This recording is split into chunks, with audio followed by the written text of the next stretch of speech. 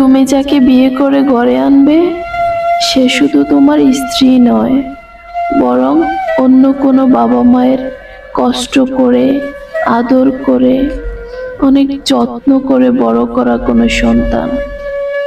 তার বাবা মা তাকে তোমার কাছে অনেক ভরসা করে পাঠিয়েছেন।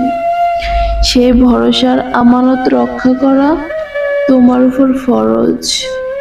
কখনো তার গায়ে হাত তুলো না, কারণ পুরুষের আসল শক্তি তার গায়ে নয়, বরং তার চরিত্রে প্রকাশ পায়। তোমার সামান্য রাগের কারণে তার চোখের পানি পড়লে সেই পানি আল্লাহর আরশ পর্যন্ত পৌঁছে যায়।